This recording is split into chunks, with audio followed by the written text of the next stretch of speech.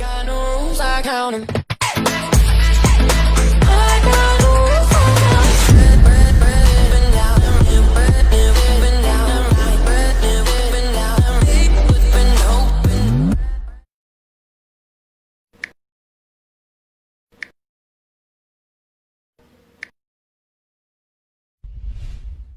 Acontece muito entre nós, africanos, e eu digo, deixa-me falar de moçambicanos que entendo melhor. Nós podemos falar muito bem português, mas quando chega a hora de nomear as plantas, por exemplo, eu vou dizer, esta planta é esta flor. Vem um europeu e diz, olha, os moçambicanos só dizem planta e flor, não conhecem os nomes das flores, nem os nomes das plantas. Sabe por quê? Porque esta mafurreira ou aquela flor só existe no meu país, no meu clima, que é tropical, e na Europa não há. Então, eu tenho que inventar uma outra linguagem para explicar isto. Nós, os escritores, fazemos glossários nos nossos livros. É muito interessante ir ver os glossários. Porque eu estou a falar de massala. Massala é uma fruta que só tem aqui. Então, eu tenho que escrever massala, porque massala na Europa não há. Então, vou dizer assim, massala, no glossário já. Massala é uma fruta redonda, histórica, que parece bola, redonda como uma bola, parece coco, mas não é coco. O que estou a falar? O que estou a dizer? Estou a dizer um montão de palavras para tentar demonstrar alguma coisa que só a minha língua pode nomear, mesmo em relação aos animais. Nós dizemos, quase todos nós, moçambicanos, dizemos os pássaros, mas cada pássaro tem nome. Esses nomes não existem na língua europeia. A nomeação desses pássaros só é possível na minha língua, que é o Xhosa, ou qualquer língua moçambicana ou qualquer língua africana. Então, a língua é a minha raiz. Se me tiram a minha língua, eu posso falar na superfície, mas eu não posso falar na profundidade das coisas. A outra questão é o cabelo, que eu gosto muito de falar de cabelo. Enfim, mas só vou dizer o que eu posso. É o seguinte, todos acham que o cabelo do negro é um cabelo ruim. Mas eu, quando olho para as diferentes raças que o mundo tem, há uma coisa que eu costumo ver. Uma chinesa, deixa-me falar no feminino, tá bem? Uma chinesa só pode ter 2 penteados. Um amarrado e o outro solto. Uma branca pode ter talvez 3 ou 4. Amarrado, solto, enrolado e umas trancinhas assim. Um negro ou uma negra pode fazer 1000 penteados. Para mim, o cabelo de um negro é o cabelo mais artístico do mundo. Então, quem são eles? Quando chegam e dizem, o melhor modelo de se ser mulher é este. Se eu posso fazer 1000 penteados, porque Deus me deu um cabelo tão artístico, por que eu tenho que andar a copiar aquilo que os outros me trazem? Portanto, estou a falar aqui de 2 questões fundamentais. Uma é a imposição de valores, a outra é a aceitação passiva. Por que uma mulher negra aceita? Por que ela não vê e realiza que o seu cabelo, que com o seu cabelo pode fazer todos os penteados do mundo, as maiores fantasias que Deus deu? Bem, eu sou muito apaixonada por esses assuntos.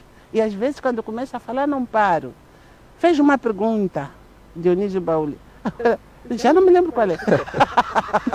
Bom, a pergunta era para mesmo questionar como é que a gente pode discutir na perspectiva da Paulina, que toma as raízes como um lugar de força. Na verdade, diríamos que acabou respondendo. Mas surgiu aqui uma coisa interessante enquanto ia discutindo este conceito de raiz, que é a de língua e a do cabelo. Na verdade, a do cabelo acabou aparecendo depois do conceito de língua. Quando nós olhamos a língua, encontramos a língua como uma instituição, com as suas regras, e quando as políticas da educação no período colonial se impuseram, era de um aniquilamento cultural, vamos dizer assim, como dizia, um desenraizamento. A pergunta que se podia colocar é: com que razões o Estado colonial impôs uma política educacional e de assimilação? Quais foram as razões? O desenraizamento é absolutamente para isso. A usurpação era preciso retirar do africano, do negro, tudo aquilo que lhe dava força. Portanto, depois vieram aquelas políticas de assimilação, etc., etc., que todos nós conhecemos, mas o objetivo primordial foi retirar este indivíduo de si mesmo e tentar transformá-lo num outro. E eu, de vez em quando, dou por mim a dizer assim uma coisa muito estranha, mas tenham a santa paciência, vão ter que me ouvir. É o seguinte: Deus criou a África por amor e não por engano. Não, não, não, não. Deus me deu este corpo, esta pele, esta língua, porque achou que me devia dar. E há pessoas que acham que podem substituir Deus na criação da África. Isso é um erro. Não pode ser. E é exatamente o que os nossos antepassados, das vanguardas, das diferentes lutas de libertação, fincaram o pé no chão. Eu existo porque Deus assim me fez e Deus me deu esta terra linda que todos cobiçam. Às vezes eu me zango com as igrejas. E eu não vou deixar de falar nisso agora. Vem de onde vem, diz que vem para a África para afastar as trevas da África. África tem sol que nunca mais acaba. Quando vieram para a nossa terra, disseram que vinham cristianizar, que vinham civilizar e que vinham mostrar o caminho do céu. E a grande questão que eu digo, olha, com tantos anos de cristianização, qual é o preto que já chegou ao céu? Nenhum. Ficamos todos no inferno da escravatura, da colonização, do desenraizamento. E nós, ainda hoje, alguns de nós somos agentes, apesar de independentes, somos agentes do nosso próprio desenraizamento. Isto é, resumindo, nós aceitamos a religião sem questionar. Isso é um erro. Eu costumo dizer assim, a Bíblia Sagrada diz: Deus criou o ser humano à sua imagem e semelhança. Então, eu fui criada por Deus. Então, Deus é negra e Deus é mulher. Deus está comigo. E se a religião é verdadeiramente uma religião de libertação, tem que reconhecer que não precisa de pregar opressão nem supremacia, mas sim libertação. Eu sou assim. Bom, este discurso de Deus, mulher, é um dos debates que, por muito, fui acompanhando não só aqui em Moçambique, como fora nas suas conferências.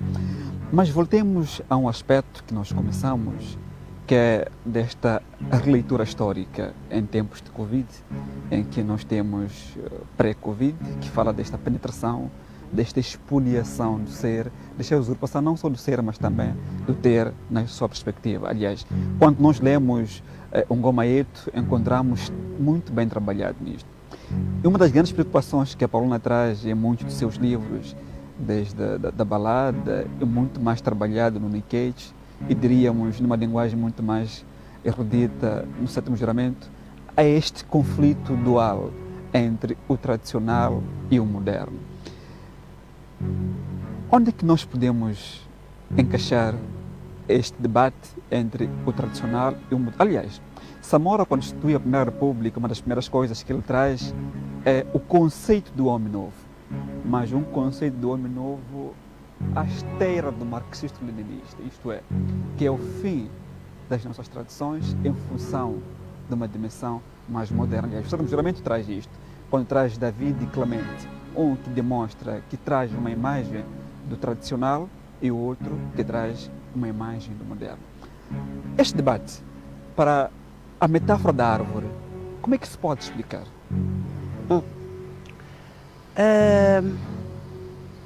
Eu tenho muitos conflitos com a língua portuguesa. E tenho muitos conflitos com os ditos conceitos universais.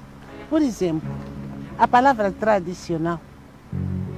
Sempre que se fala de tradicional, está-se a falar de uma África atrasada. Quer dizer, para nós moçambicanos, a palavra tradicional, ou para nós africanos, a palavra tradicional virou coisa de preto, coisa de atrasado, coisa de africano.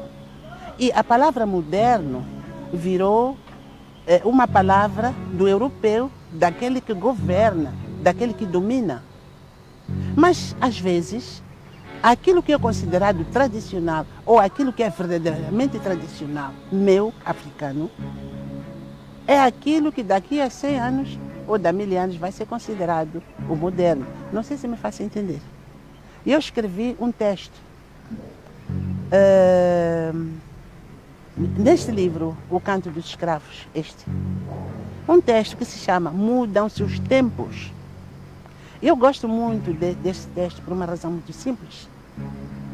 É assim, quando a Europa chegou, as mulheres, gosto muito de falar das mulheres, as mulheres europeias traziam muita roupa, chapéu do sol, luvas, guarda-sol, blusa, sutiã e aquelas roupas interiores 1000 que a mulher europeia usa. Botas e ainda meias de seda para ir a Tete. A Tete, aquela nossa província mais calorosa do país. E quando chegam lá, encontram um povo nu. Disseram, ai, que horror, gente nua. Ai, os africanos são atrasados, não sabem que é imoral andar com pouquíssimas roupas ou de tangas. Tudo bem, o tempo passou. A senhora só dizia, oh Maria, agora fica com o meu chapéu, estou com calor. Oh Maria, agora fica com o meu casaco. Agora fica com as minhas meias. Agora fica com as minhas botas. Passados 5 séculos, a história se inverteu. A tradição do uso da tanga entre os negros, desculpa falar de tete, é um exemplo, começou a morrer. Nós, africanos, hoje, vestimos muita roupa. E o nosso colonizador, o nosso invasor, que achou que éramos atrasados naquela altura, anda sem roupa ou com pouca roupa. Quer dizer, houve aqui uma inversão. Estávamos a falar da questão do tradicional, estamos a falar do moderno. Portanto, o que é o tradicional? O que é o moderno?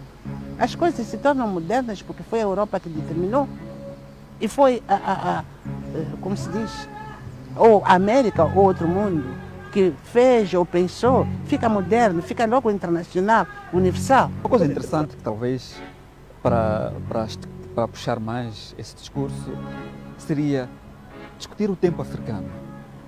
Porque uma das coisas que nós temos notado aqui no bar, na escola, é englobar o tempo numa dimensão universal. E quando traz este binômio entre o tradicional e o moderno, numa interrogativa de reivindicação, ao pensar, olha, como é que nós podemos pensar o tradicional numa luz, numa racionalidade moderna? E hoje podíamos também colocar essa pergunta. Nós podemos pensar um tempo africano? Talvez não esteja bem à altura de resolver, de responder essa questão. Preciso de pensar um pouco nela. Mas não pensar por quê. Será que a África nunca teve tempo? Será que a África nunca teve sol? Há um outro exemplo que eu gosto de dar. O europeu trouxe essas casas complicadas com ar-condicionado e tudo. Claro que é bom, claro que é fresco. E veja no dicionário da língua portuguesa, todos os dicionários de língua portuguesa, vem descrito palhota, habitação rústica característica do negro. Eu reclamo, eu digo, ei, mas o que é isto agora? Ok. Vieram os prédios, vieram os palácios e as grandes casas.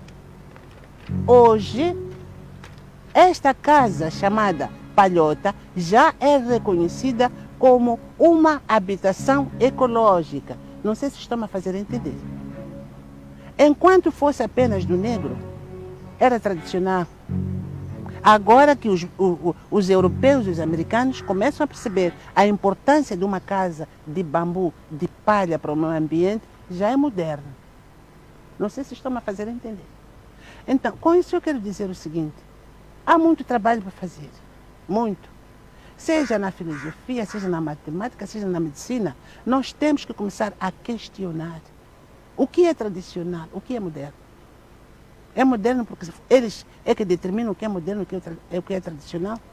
Ah, Paulina, tu sempre escreves sobre tradição. Não, eu estou a escrever sobre mim e sobre o meu povo. Não respondi bem a sua questão. Responde melhor, professor. Olha, é interessante esta problematização entre a nomenclatura ocidental e a nomenclatura africana, ou somente dos povos africanos. Porque por muito tempo olhou-se o africano numa dimensão subalternizada, o mesmo que nós podemos encontrar quando se pensa numa história universal. Aliás, o conceito moderno do Ocidente e da Europa nunca foi pacífico. Sempre excluía todo o povo que não se encaixasse numa dimensão ocidental. Como quem diz, o africano é um bicho, à semelhança do índio. E só quem pode fazer parte de uma história universal é todo um povo ocidental e europeu. Por muito tempo, espizinharam, desenraizaram e mataram todas as tradições. E uma das coisas que o programa procura trazer é este regresso. Não só no sentido de repetir, mas questionar e avaliar a lupa da nossa racionalidade. Não estamos a dizer que a racionalidade, ela é X e Y, mas colocar tudo numa bandeja no tempo de cada povo. Olhando neste tema que nos propusemos a discutir neste primeiro programa, nos bastidores, falou dos tempos de Covid como o desmoronamento do mito do Ocidente. É do nosso interesse que dê um comentário sobre isto. É o seguinte, eu gosto de falar de coisas práticas. Durante muito tempo, todo mundo dizia, a medicina tradicional africana. E nós, para sermos saudáveis, temos que ficar à espera da medicina moderna. Veio o Covid, meu amigo, estamos a morrer. Olha, primeiro ouvi dizer que o Egito, aqui no continente africano, já produziu medicamento para o seu povo. Depois ouvi falar do Madagascar, que já está a produzir medicamento para o seu povo. Ontem ouvi falar dos Camarões, que está muito mais avançado a produzir o medicamento para o seu povo. Entretanto, qual é a base da produção desses medicamentos que estão a curar? Se é científico ou não, isso não me interessa. Eu estou preocupada com a vida do meu povo. Estão a curar. As pessoas estão a ficar de pé, cheias de saúde. E lá aparecem outros a dizer, sabes, é que esse medicamento que eles usam é tradicional. Não sei se me faz entender. Eu quando falo dessas coisas, por vezes me perco. Depois ainda aparecem alguns outros países africanos a dizer, sim, realmente não seria muito bom usar o medicamento não científico. Eu não quero saber de ciência ou não ciência. Quero saber do meu povo, quero saber da minha vida. E digo mais, este país chamado Moçambique, e talvez alguns outros, não respeitam a sua medicina tradicional, porque o tradicional é julgado atrasado. Será que me faz entender? Os outros países, Camarões, Madagascar, o Egito e ainda outros, estão a resolver os seus problemas com os seus meios. Agora, por que eu tenho que falar do tradicional? Por que eu tenho que falar do moderno? E por que não falar daquilo que é útil para a solução dos problemas do meu povo? O moderno são as máquinas. Na Europa, na América, o povo está a acabar. O tradicional é o que eu tenho, meu povo está a curar. Paulina, Pergunta lá. Paulina, nós estamos prestes ao intervalo. Mas antes de chegarmos para lá, há um pequeno comentário, que na verdade o comentário vem também com uma pergunta. Este binômio entre o tradicional, numa completa negação na sua nomenclatura, e que é justo, e o apoio, e o moderno, que é no sentido de técnica, que é da maquinaria, que é do industrial, sempre trouxe um grande debate. Aliás, a PIE acaba nos convidando também para uma negociação entre o tempo africano e o tempo ocidental. Porque uma das coisas que nós encontramos e que a literatura sempre nos traz é este constante apagamento. Mesmo depois das independências, é certo que nós queremos também uma liberdade econômica e política e de impor as nossas patentes a nível da nossa produção científica. Mas se não aparece um europeu para dizer sim, o que nós produzimos é sempre subalternizado. E no seu livro, Um Gomaeto, que quando apareceu foi um livro, digamos, estranho aos olhos de uma certa elite ainda enferma ao conceito do homem novo, da primeira concepção de Samora, achou isto como quem rebusca alguns fantasmas que já se foram ultrapassados. Para sairmos ao intervalo, como é que nós podemos trazer o nosso conhecimento sobre as nossas patentes?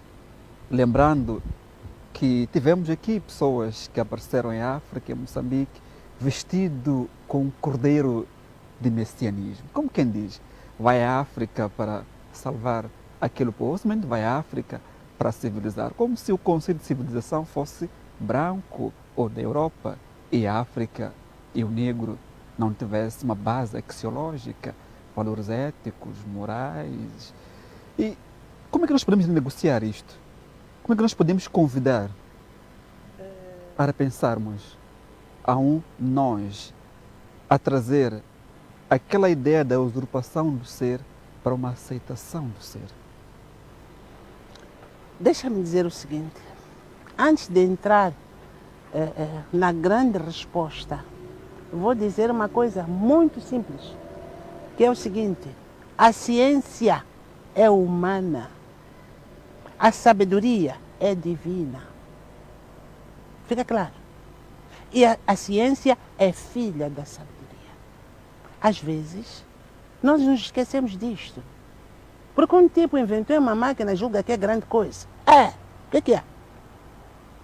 Porque conseguiu empacotar aí uns comprimidos.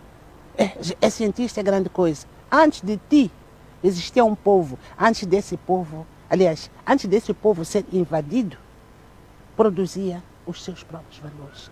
Então, eu não vou dar uma resposta direta.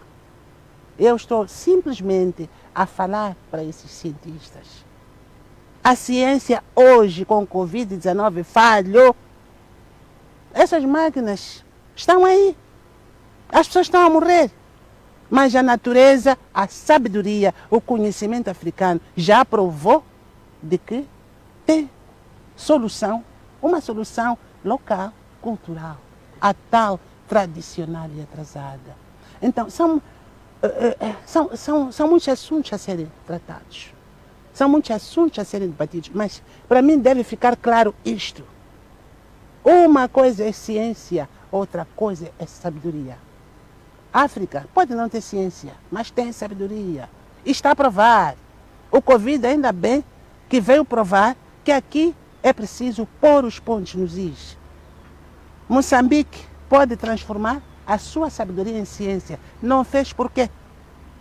Está à espera das patentes. É bom? Claro, temos que negociar, isso é importante. É negócio, isso vai nos dar dinheiro. Mas antes da patente, salva o teu povo. Esses países de que eu falei levam a medicina tradicional a sério, levam a sabedoria do seu povo a sério. E Moçambique, o que é que está a fazer? Há um instituto aí que ainda não vi bem o que anda a fazer. Moral da história, as instituições, todas todas as instituições aqui neste país precisam de fazer uma reflexão. Educação é a primeira instituição que deve ensinar a criança que existe ciência e sabedoria. Ensinar a respeitar a sabedoria do seu povo. Eu vejo alguns livros, quando falam de medicina tradicional, é aquela coisa tradicional dos atrasados, porque nós somos da ciência e técnica. Estamos a regressar ao